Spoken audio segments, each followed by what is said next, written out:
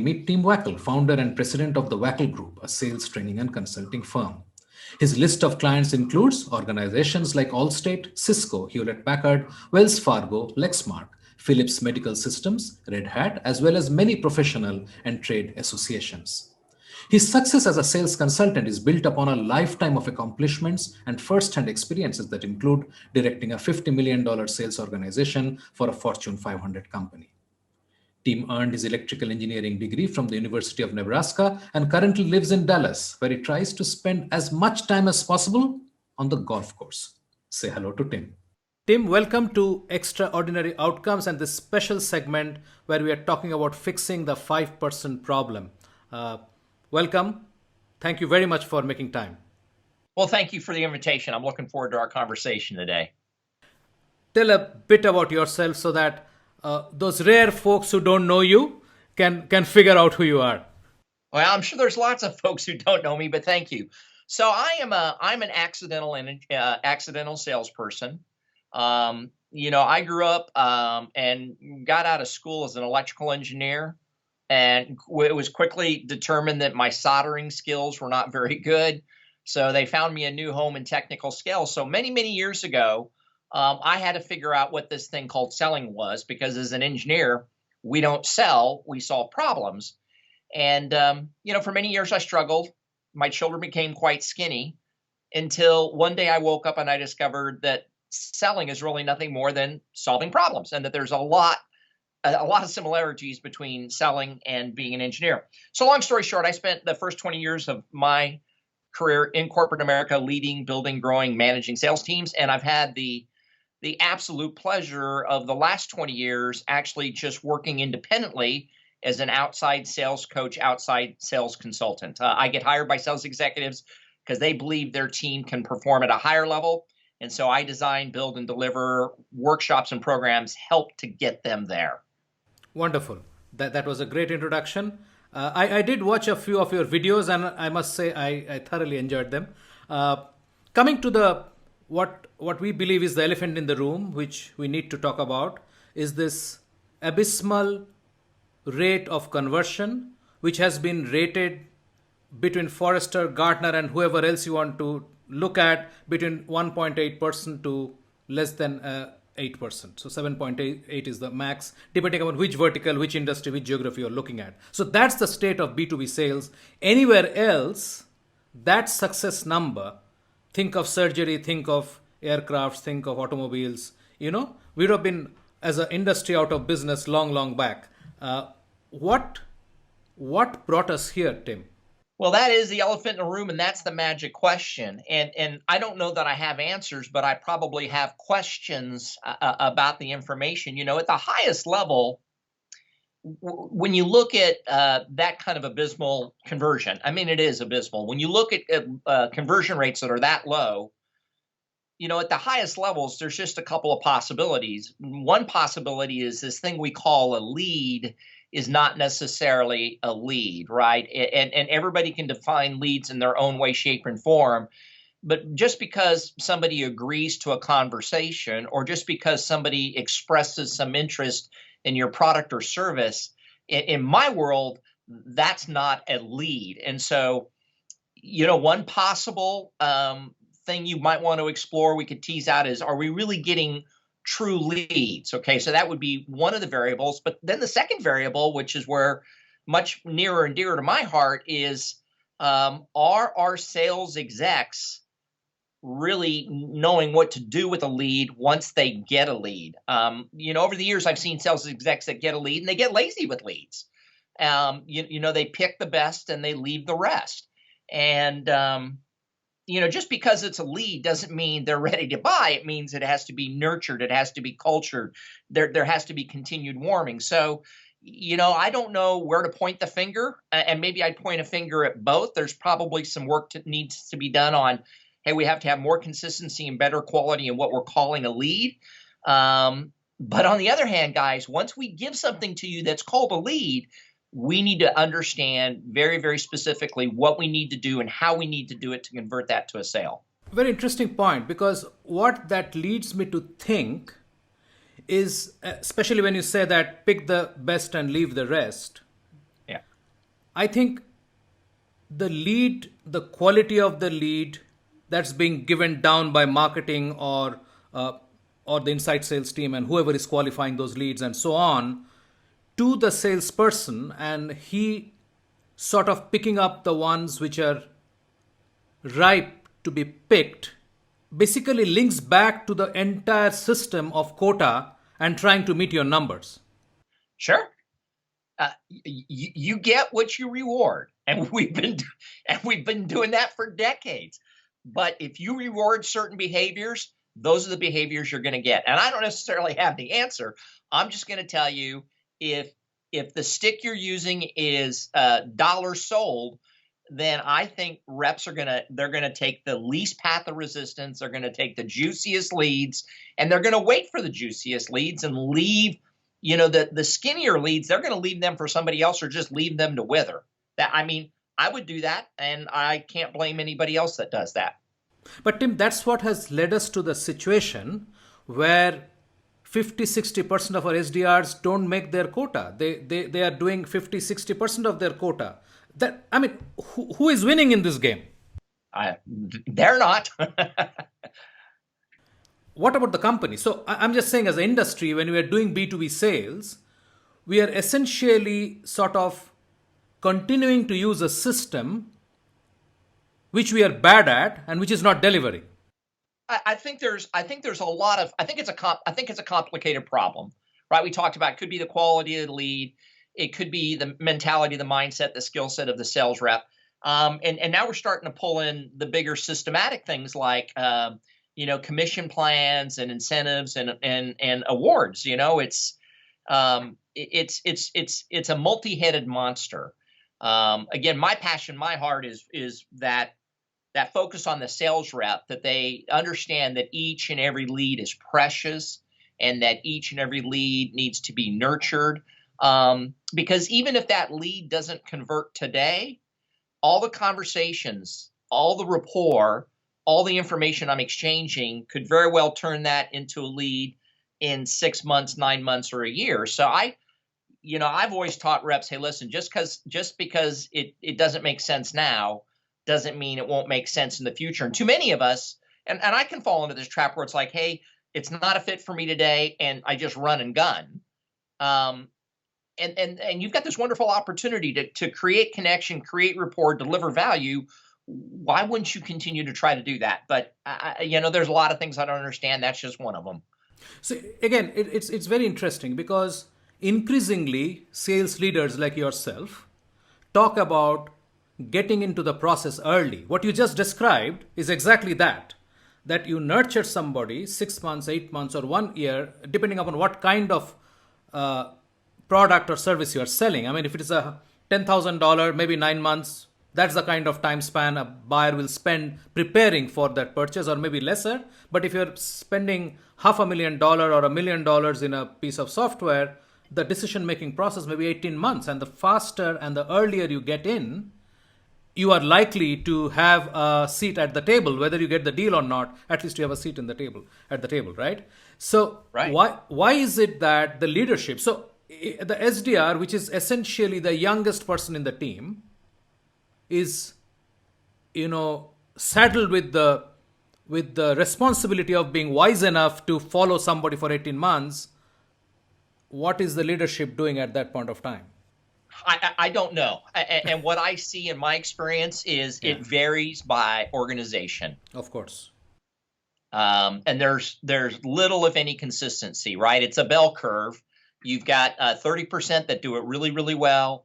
You got 30% that don't do it well at all. And you've got 40% that are like, yeah, this is okay. Right. It's a lack of consistency. Right. So even if you don't agree with the number, as you said, I mean, it may not be 5%, it may not be 8%. There is no debate that the number is very low. True. It can be low double digits, it may be low single digit, doesn't matter really. What is your thought in terms of, in a B2B selling environment, how do you solve this? How do you really take this number up to say 20% or 25%, which is to my mind a reasonable number to gun for, because you will typically have 4 or 5 very competent, similarly strength competitors, and the market will be split. I think the days of the top three taking 80% of the market in most markets is gone. Right. That's not happening anymore, and that will be increasingly difficult. I think we're seeing the last of those right now. So, what, according to you, should be the path? So if based on my limited experience, right? So I don't have a team of 10,000. We don't have a global footprint, but here's what I continue to see time and time again is uh, uh, there's really no way to position this, a lack of selling skills.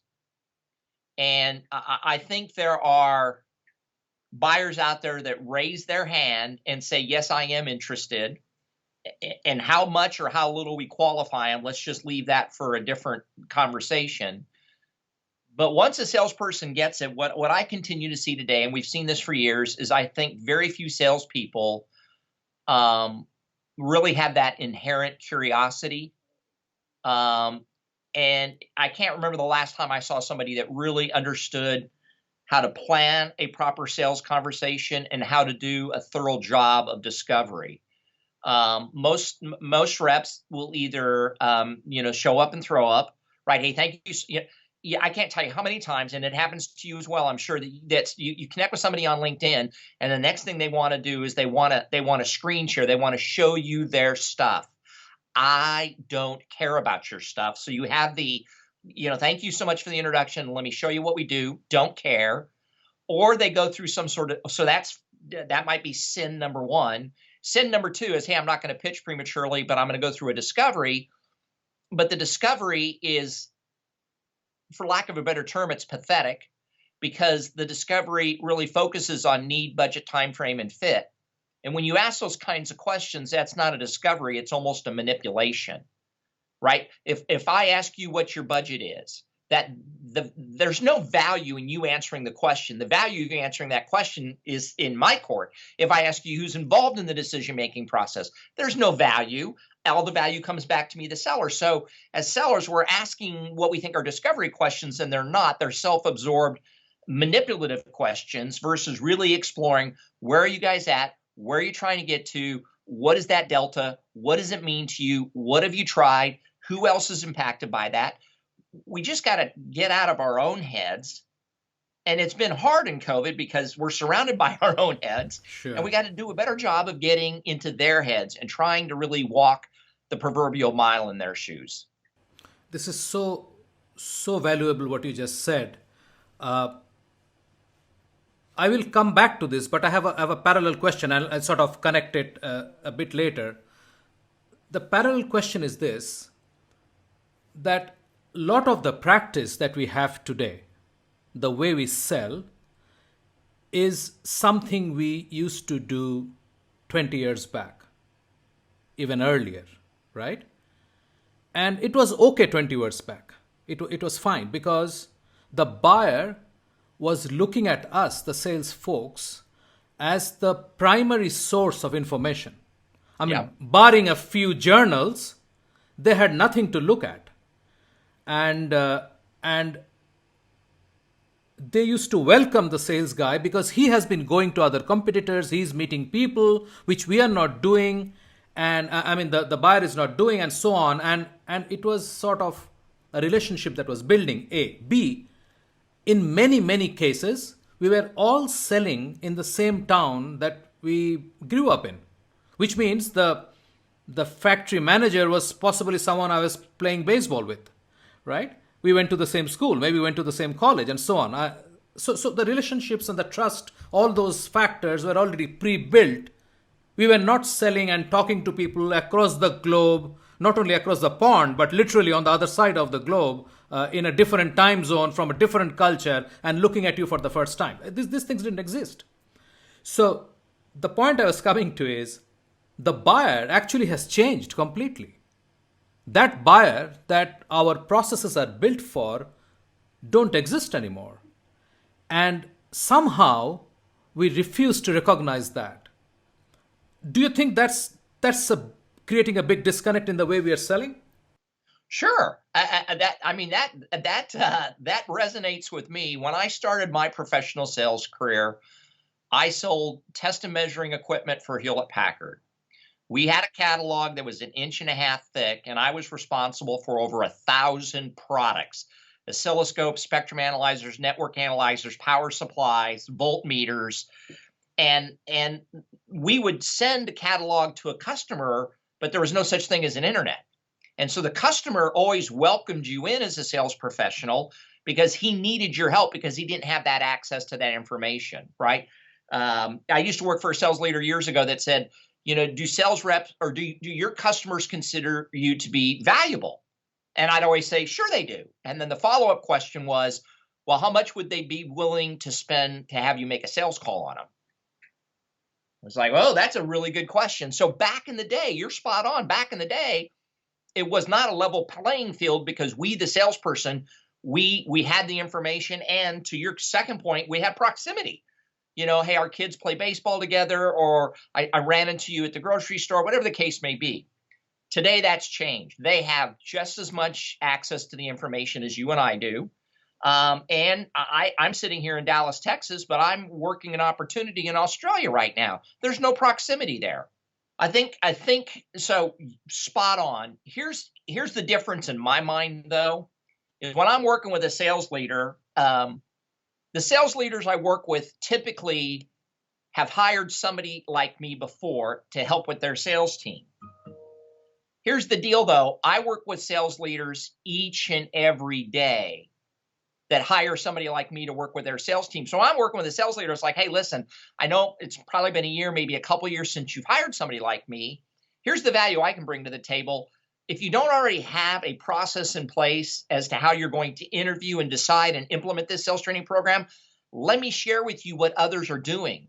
And whether you choose to do business with me or not, let me bring that to the table, because I am seeing people select, choose, and implement sales training programs every day, 5 days a week. And that's the value I want to bring to the table is, yeah, I'm a sales training expert, but on top of that, I'm a sales training buying expert because I'm seeing how the guys and gals out there are buying it. And if you think that'd be valuable, then I'd like to be your Sherpa.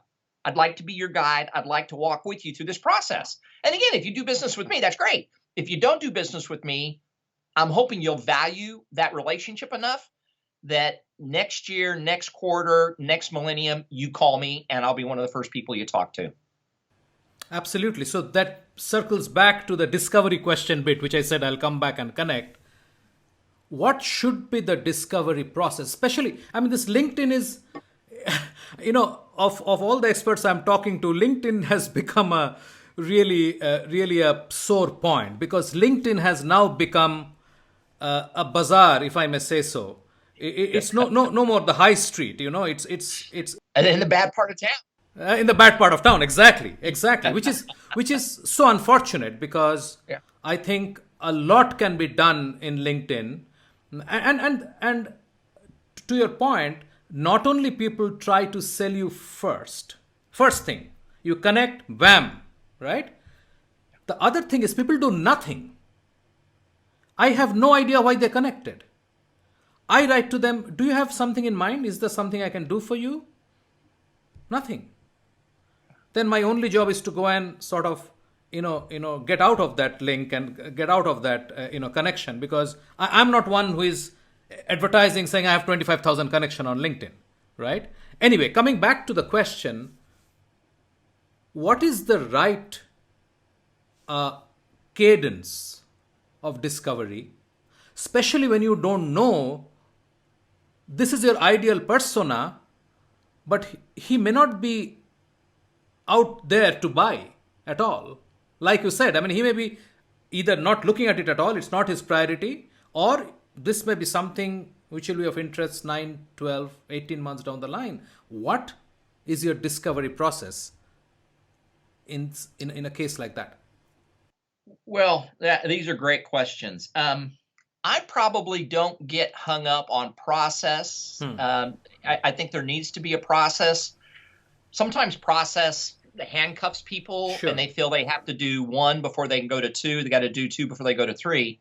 I'm a bigger believer in if we look at past opportunities that we were successful in, what information had we learned? Kind of doing a backwards engineering. So when I look at my business, it's like, okay, I really had a successful engagement. Why was it? What was the persona of the person I was dealing with? But more importantly, what did I learn about that person? What did I learn about that person's situation? What did I learn about the other stakeholders? What did I learn about the economic factors? What did I learn about the decision making? And once I know that, okay, these are the nuggets of information that I was able to reveal that I felt gave me a leg up, then I got to go backwards and I've got to engineer questions that will get me those answers, but I've got to engineer questions that again make me sound like everybody else, because I am different than everybody else.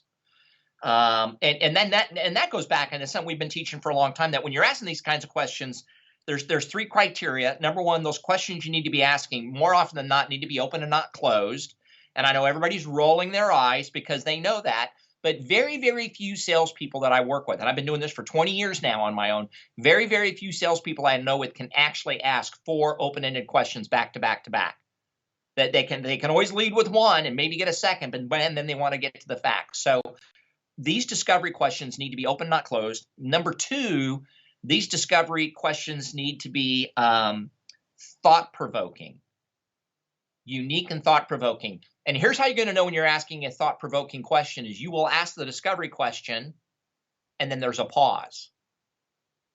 If you're asking discovery questions and there's no pause, it's because it's not thought-provoking, right? Simple example, if I asked you, what's your birthday? No pause. You can answer that question right away. But if I turned to you and I said, gosh, would you mind sharing with me the exact date and time your existence on the planet began? You'd be like, well, I think you're asking for my birthday. So it's a simple example, but we have to structure our questions in a way that make us sound not like a peddler, but as a partner. And then the third and final criteria is you always want to ask questions with context in them, right? So I want it to be open. It's got to be unique and thought-provoking, and it has to have context. So context is me communicating to you, this is why I'm asking you this question. If I go to a sales executive and I go, what, if any, plans do you have to help your team improve their follow-up skills? Is that open? Yeah. Is it unique and thought-provoking? Probably. Absolutely no context. You have no idea where I'm coming from. But if I go to you and I say, hey, a recent article in the Harvard Business Review reveals that 80% of new opportunities today require at least 5 failed attempts to connect. Yet most sales professionals give up after just 3 failed tries. Help me understand, what are you doing to help your team capitalize on this opportunity? That's a completely different discovery question.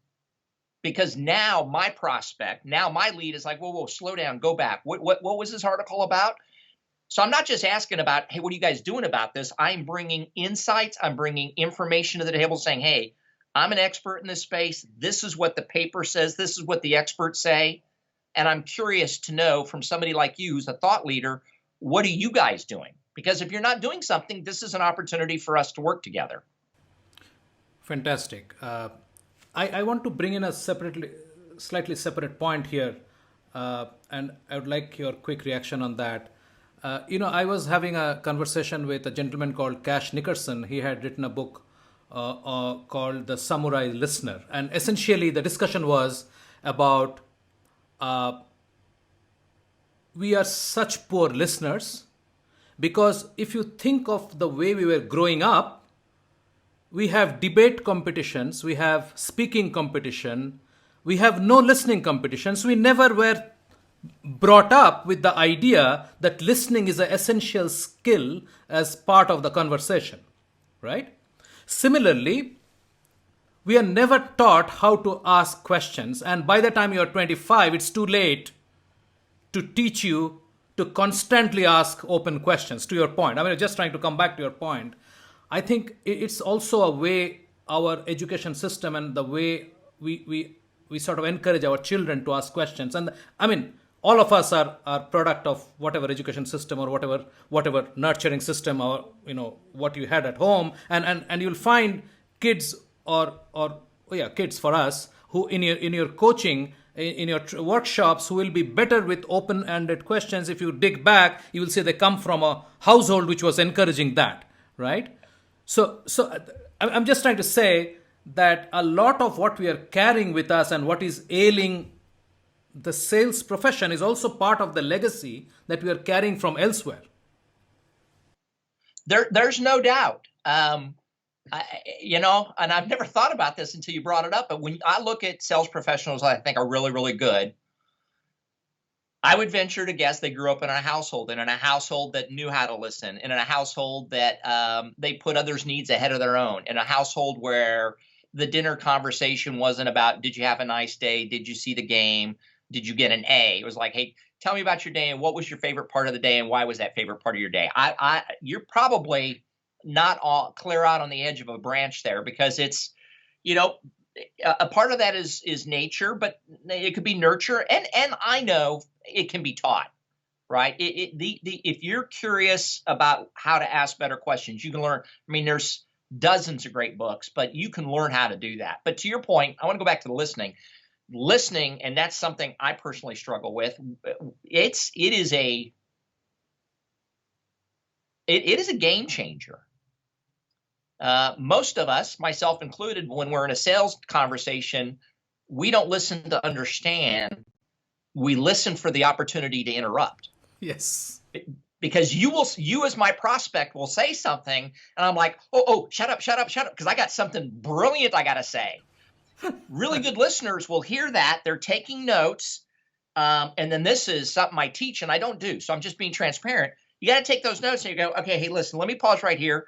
I want to play this back. I want to synthesize this, not parrot. I want to play this back because I find this to be really interesting what you're saying. And I want to make sure I'm synthesizing this correctly.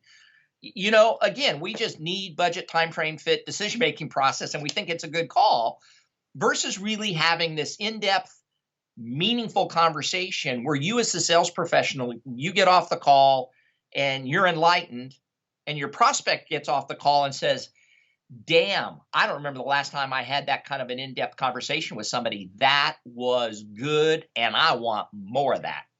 Absolutely. Absolutely. I mean, we have to recognize that the days of Ida and Bant are over. I mean, no disrespect, of course. But No. they were great ideas when they came because they were really ahead of their times. But guys, they're 30 years old and it doesn't fit into this world. Anyway. Well, it's very selfish. I mean, it's a selfish look at the world. So if I go out on a date and I meet somebody for the first time, and my questions are, I like to play golf. Do you like to play golf? I like to get up early in the morning. Do you like to get up early in the morning? I like my coffee with cream. Do you like your coffee and cream? I'm making it all about me. That's not a very good date. If you're going to go out on a date, it's like, hey, tell me a little bit about what you like to do on the weekends. Hey, when you got out of bed first thing in the morning, you want a great big cup of what? I mean, again, and this is old school stuff, but you got to make it less about you and more about them, which again gets back to the discovery, being genuinely interested and asking the right kinds of questions. Yeah, absolutely. Absolutely. Tim, this is a wonderful chat. I mean, I really, really had fun. Do you think there is some ground still to be covered, which I have not asked you? Yeah, there's always more to be said. I mean, here's the thing. I think there's more to be said, but there's not a lot to be said. And what I mean by that is that if you show me a salesperson that can tell a compelling story, meaning how do you answer the question, why you, why now? Why should I talk to you? Why should I talk to you? Why now? Show me somebody who can tell a compelling sales story. Show me somebody that understands the art and science of proper follow-up. Show me somebody who understands proper discovery and how to ask those kinds of questions. Show me somebody that knows how to go for no. Really, it doesn't have happy ears. Show me somebody who understands how to put together a compelling presentation or a compelling proposal. And show me somebody that is not afraid to ask for the business in a way that's powerful for both him and the customer. That's all I'm looking for. You show me those people, I'll take them to battle every day. Wonderful. That's great. I hope I hope we can continue to talk about this because the fact is that the world has changed. and it's changing faster now than ever. Whether it's technology, whether it is just things like what happened last year. I mean, who could even think of such a thing, right? I mean, talk of black swan. I mean, it's like a flock of black swans actually. So yeah, so it's a different world, and I think we'll do disservice if we didn't talk about issues that we face as a profession, and actually figuring out a better way of doing it, right? You have to. So here's my story. A year ago, March 6th was my last time in front of a classroom. And I remember, because I stand outside the meeting room and I shake people's hands, introduce myself, hey, welcome, where are you coming in from? And people did not want to shake my hands that day. All they wanted to do was fist bump. And I remember thinking to myself, oh, dear Lord, the world is about to change. And a week later, the world changed. And I don't think it's ever going to go back to how it was. And I mean, if you're not thinking about what the new normal looks like, you're going to be in trouble. Absolutely. Thank you very much, Tim. It was a pleasure having you on the show. Thank you so much.